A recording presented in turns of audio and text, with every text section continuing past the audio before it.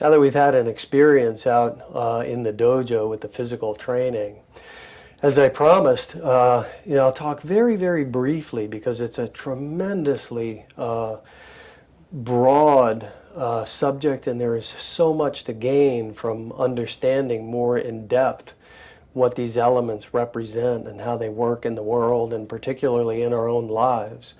So very briefly, this is what I would call, I use this phrase, we're kind of making snow cones with shavings from the tip of the iceberg. That's how deep we aren't going. And yet, just that surface level is a tremendous amount of knowledge for you to work with. So very briefly, the way that these might play out in our minds and therefore our personalities and the way we operate in the world.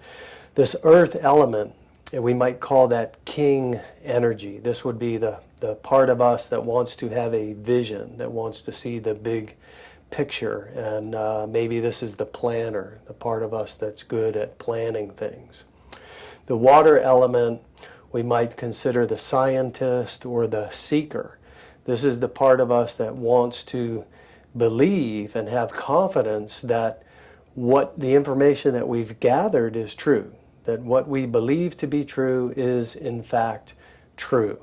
So that is this water element, the seeker, the knowledge. The fire element is that part of us that wants to make connections. So this might be a very people-oriented person. This has to do with creativity or intuition.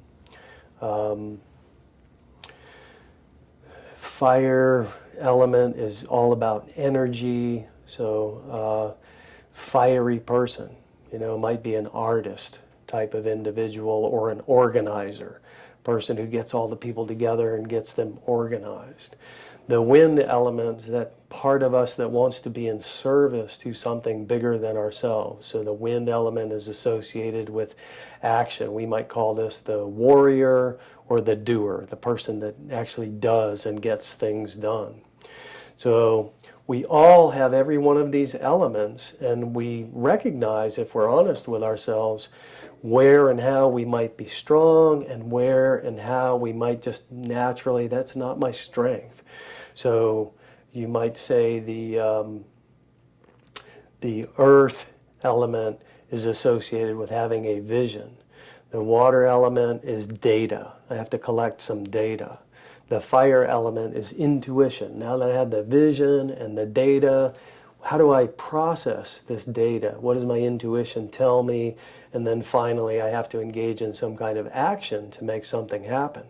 So when you look at it this way, it's pretty clear to see that if I missed any one of those, my whole project or my intention could be weakened. So maybe I'm a fiery person and I have intuitions about all kinds of things, but I don't see the big picture. I don't really have a plan. Or maybe, no, I have a vision and I have an intuition and I'm ready to go, but I haven't collected the right information. So I'm got all this and I'm ready to go, and I go full steam off in the wrong direction that might have been corrected by the right piece of information. So very, very, very broad, very powerful in terms of life development. Life skills is a term people are throwing around. So we will do more courses in the future on how better to understand these elements. And in the meantime, read Anshu Hay's books, especially the early books. He did a tremendous job explaining these elements and how to better understand them and how they work and how we work with them, and therefore how our lives take shape. So meanwhile, what we will do is we will now go back into the dojo now that we've had a little rest, and get back to some physical movement that relates to these 4 and 5 elements.